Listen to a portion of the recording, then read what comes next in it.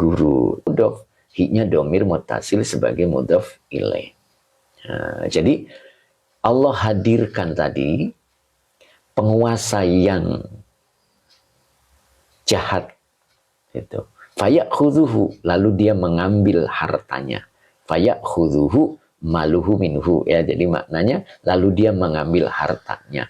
Ba'da, nah ini sesudah tadzlili nafsihi, sesudah terjadi penghinaan terhadap dirinya dengan cara bitta'zibi.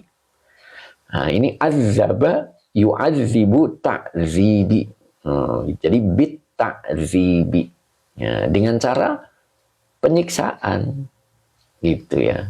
Entah itu bentuk perampasan, pokoknya bitta'zibi. Nah, di sini ada penyiksaan. Jadi sebelum diambil hartanya, dia dihinakan dulu. Ba'da tadzlili nafsihi, itu maknanya bitta'zibi, dengan cara adanya penyiksaan. Nah, gitu ya. Mungkin diibaratkan seperti dibegal ya. Kalau zaman dulu itu ada kalimat dibegal, dirampok, nah, begitu. Disiksa dulu yang empunya hartanya tadi, yang bakhil itu tadi, lalu diambil hartanya. Nah, itu ba'da tadzlili nafsihi bitta'zibi. Nah, na'udzubillah summa na'udzubillah. Itulah nasib orang bakhil. Ada kan ya, ketika seseorang diambil hartanya, sebelumnya disiksa terlebih dahulu. Nah, begitu. Mudah-mudahan tidak terjadi pada diri kita. Amin. Ya, makanya jangan sekali-kali kita digabungkan oleh Allah menjadi kelompok orang-orang yang bakhil. Siapa dia? Wa huwa al-mani'u min mali nafsihi. Orang yang menahan hak Allah min mali nafsihi, dari sebagian harta miliknya. Nah, itu dahsyat sekali ya. Itu baru yang kedua. Nah, kemudian yang ketiga. Nah, sekarang au. Ingat ya, au itu adalah huruf athof lit takhyir. Jadi huruf athof lit takhyir. Jadi pilihan ini. Artinya Allah menimpakannya salah satu. Mas Yanto, terima kasih. Semoga barokah. Jadi Allah menimpakannya itu salah satu. Yang pertama adalah kematiannya. Lalu yang mewarisi adalah orang-orang yang boros. Orang-orang yang membelanjakan hartanya tidak apa yang diperintahkan oleh Allah. Sehingga kita sebagai ahli kuburnya menderita. Nah, tidak ada manfaat dari harta yang ditinggalkannya. Itu yang pertama. Atau Allah hadirkan sultanan jairon. Bisa saja berbentuk rampok, begal, ya, itu.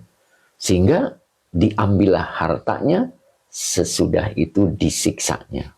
Begitu. Nah, itu yang kedua. Nah, atau yang ketiga ini. Nah, ini bacanya hayyaja yuhayyiju. Ini mazid satu. Fa'ala yufa'ilu. Ya, jadi dibaca yuhayyiju. Nah, ini dibaca yuhayyiju adalah fi'il mudhari. Oke, Abi Syamil monggo, mau berangkat kerja ya. Oke, monggo. Jadi yuhayyiju ini fi'il mudhari majid satu ya. Apa artinya yuhayyiju? Membangkitkan.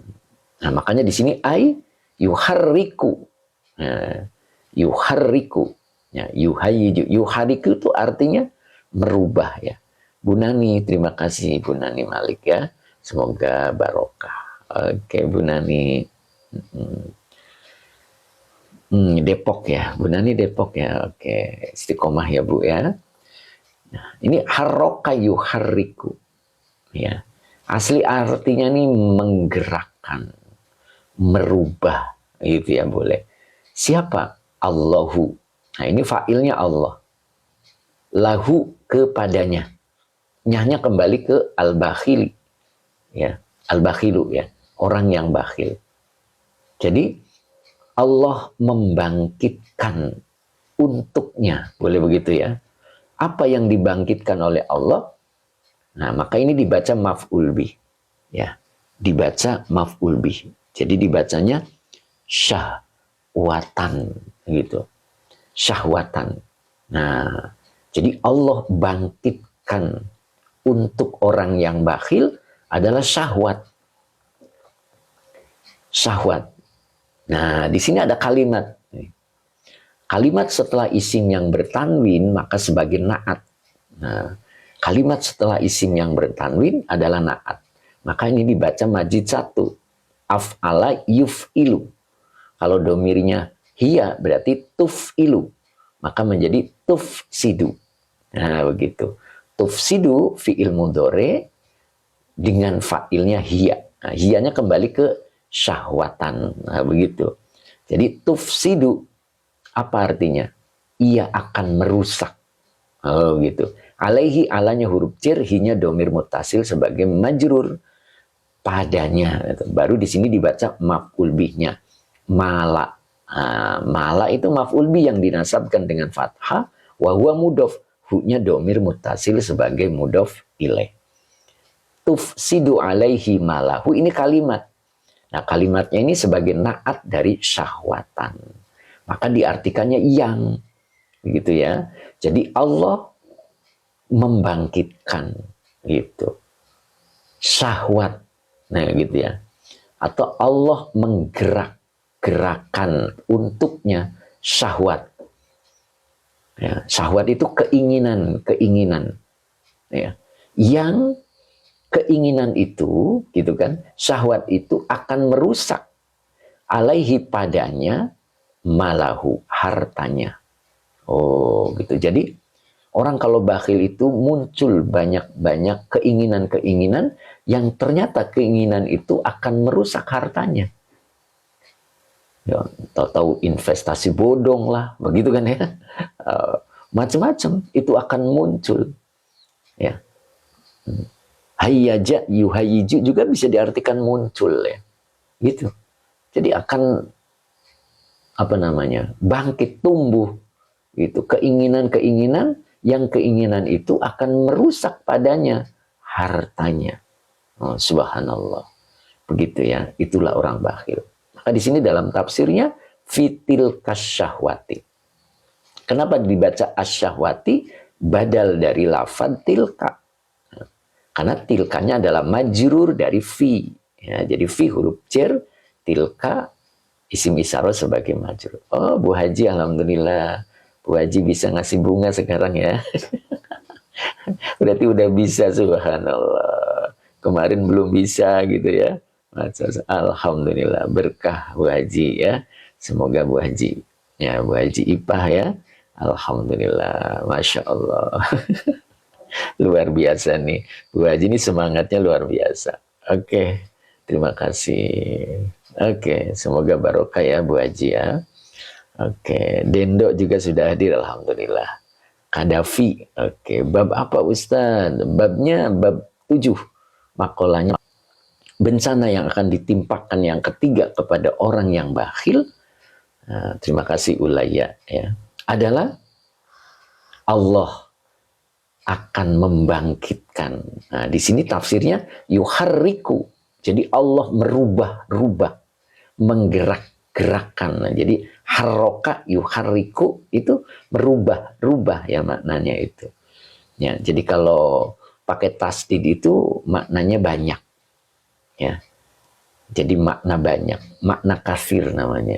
Jadi merubah, rubah. Tidak hanya merubah-rubah, membangkitkan. Apa yang dibangkitkan oleh Allah? Syahwatan. UMJ, terima kasih ya, semoga barokah. Haji Vini juga, alhamdulillah sudah hadir. Gitu. Jadi membangkitkan, boleh begitu ya. Oke, mengotak-atik lah, bisa lah begitu.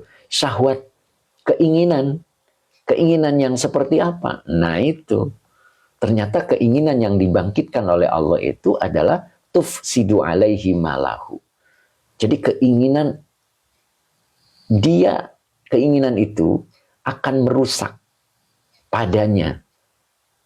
Apa yang akan dirusaknya? Malahu, hartanya. Fitil kasyahwati. Nah, dengan hal itu syahwat. Nah gitu.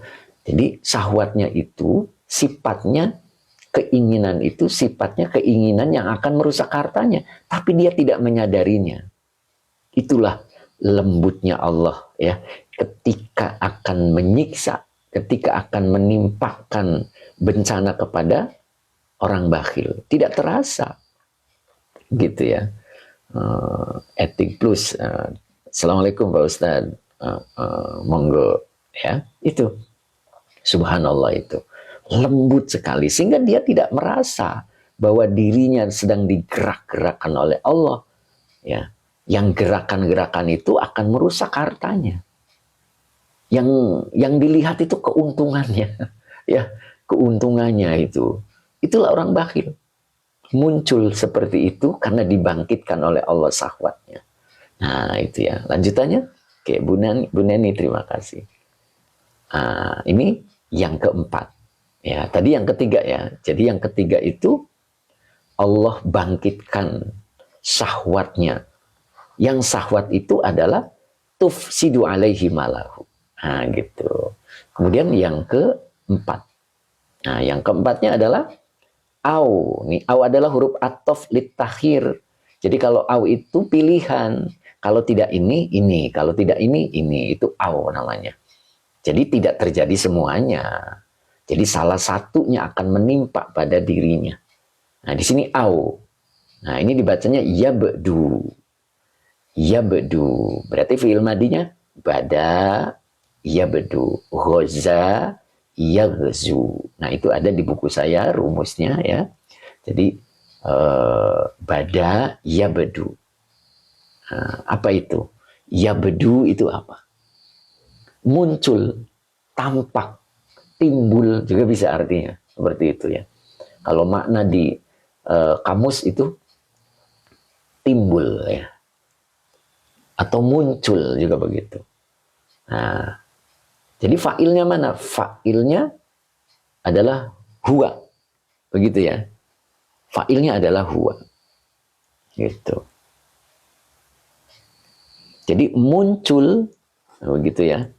Oh maaf, domirnya huwa, bukan fa'il. Domirnya huwa. Nah ini isim di depannya dibaca ro'yun. Ini fa'il ya. Oke.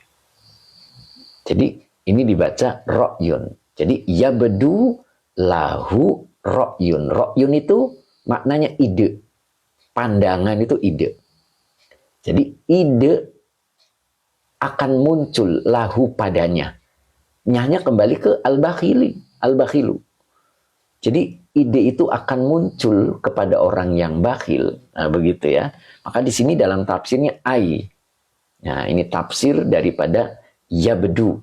Nah, yabdu itu maknanya adalah yazharu. Tampak. Gitu ya. Yazharu ini tampak. Itu. Jadi tampak minhu jer majrur fikrotun. Nah ini fikrotunnya adalah fa'il ya. Ya. Fikrotun itu ada tamar butoknya ya. Sepertinya mu'anas tapi domirnya huwa. Ya. Gitu, domirnya huwa. Jadi pemikirannya tampak darinya. Nah begitu ya.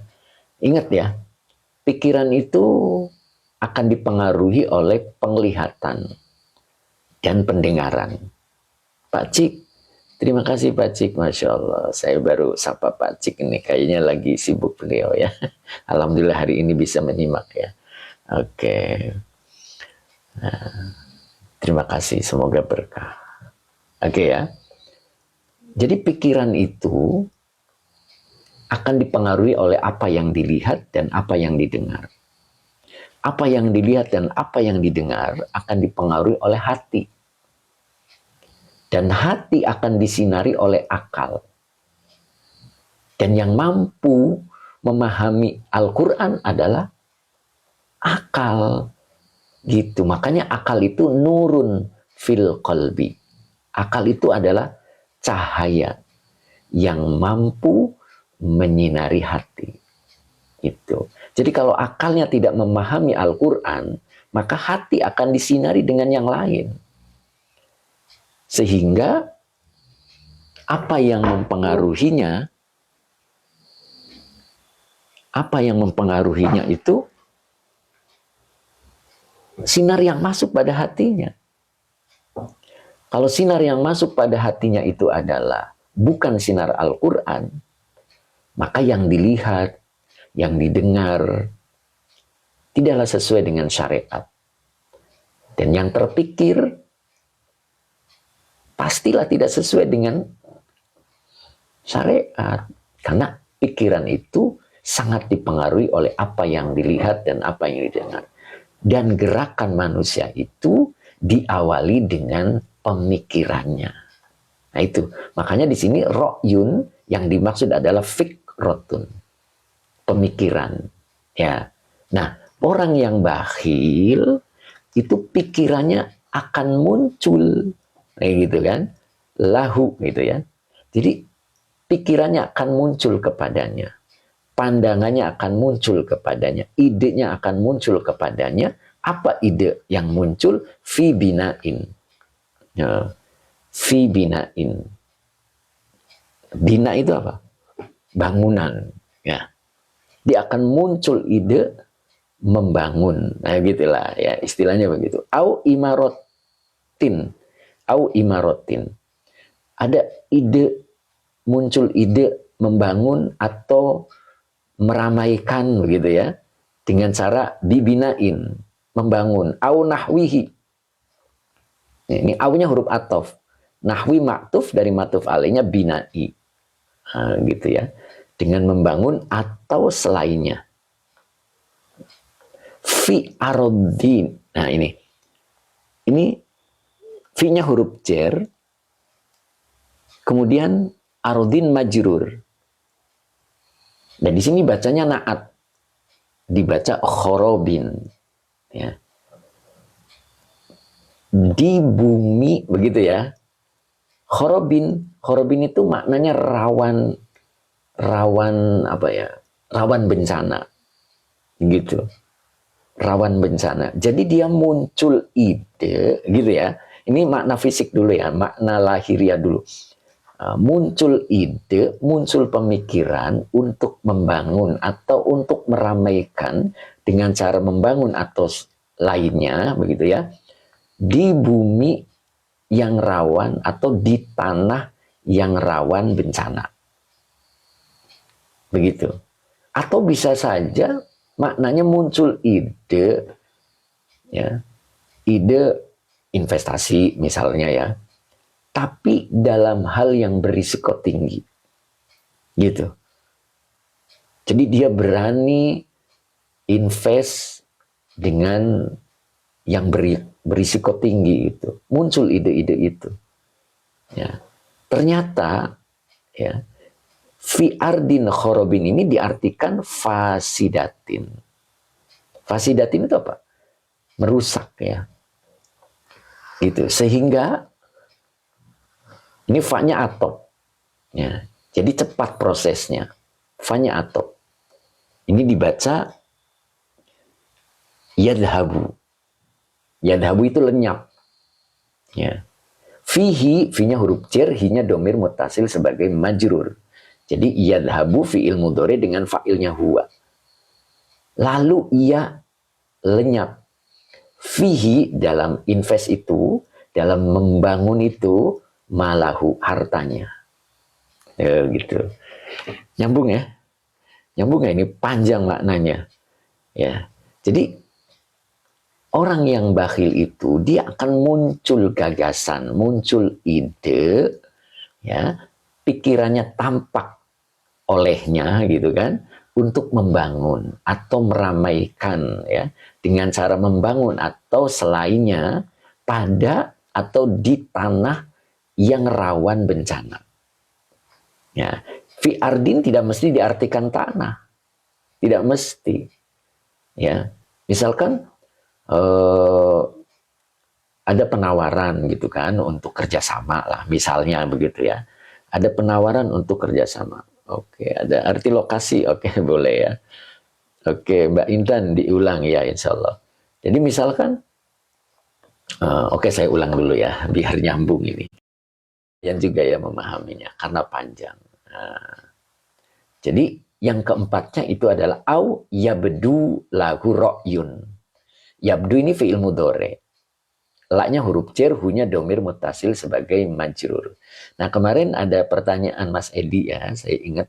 Mas Edi nanyain, la huruf jar ketemu domir mutasil, kenapa dibaca la Ustadz? Nah, itu. Jadi ini asalnya li itu huruf jar ya. Kemudian hu-nya domir mutasil sebagai majrur. Nah, itu dibaca jangan lihu. Dibaca lahu. Jadi berat. Menurut kiroatnya berat. Jadi tidak dibaca lihu, kan linya huruf jar nih. Kalau ketemu domir mutasil itu harus dibacanya la, begitu maksudnya. Ya. Kalau ketemu lafadz Allah ya lillahi bukan lallahi ya itu. Tapi kalau ketemu huruf jar, ketemu domir mutasil itu dibacanya li ya. Jadi la tidak li, jadi lahu. Nah, saya ingat itu. Oke. Pak Rizwan, oke, assalamualaikum, selamat pagi. Oke, Pak Rizwan, monggo. Itu makalah kedua dari bab berapa? Babnya ke-7, makalahnya kedua. Oke, lanjut ya. Jadi ide itu muncul padanya. Nyahnya itu kembali pada al-bakhilu ya, orang bakhil. Jadi ide itu muncul pada orang bakhil. Ya, yazharu minhu fikrotun. Jadi pemikirannya itu tampak darinya. Fi binain, dalam hal membangun, au imarotin, atau dalam hal meramaikan dengan cara dibinain, dengan cara membangun. Ya, au nahwihi, atau selainnya, fi ardin khorobin, pada tanah yang rawan gempa, rawan bencana. Ya, ini maknanya tidak mesti tanah, itu yang saya maksud. Misalkan ada seseorang datang untuk minta kerjasama. Ya, Bapak punya modal, yang dianya punya gagasan atau punya ide atau punya proyek, begitu kan? Kemudian dia bercerita tentang keuntungan yang sangat menggiurkan. Nah, orang yang bakhil itu bisa mudah tertarik untuk itu ya. Padahal itu adalah sangat rawan sekali gitu kan. Rawan untuk hadirnya bencana. Nah, dia mudah itu. Jadi Allah Allah dorong gitu ya. Ide-idenya tuh akhirnya muncul dengan keuntungannya yang begitu dibayangkan. Nah, begitu ya. Nah, itulah. Sehingga apa yang terjadi? Fayadhabu. Ia lenyap. Itu. Fihi, dalam investasi itu, atau dalam pembangunan itu, malahu hartanya. Nah, begitu. Subhanallah ya. Mudah-mudahan kita diberi petunjuk oleh Allah. Makanya penting untuk minta petunjuk Allah. Dengan cara beristikharah, begitu kan? Agar diberikan ketetapan. Nah, begitu. Rumah Sunat Al-Fatih, kitab apa ini Ustadz? Kitabnya Nasoihul Ibad. Ya, kitab Nasoihul Ibad, bab gitu ya Pak. Pada urusan yang berisiko tinggi, boleh Pak. Fi ardin khorobin, boleh.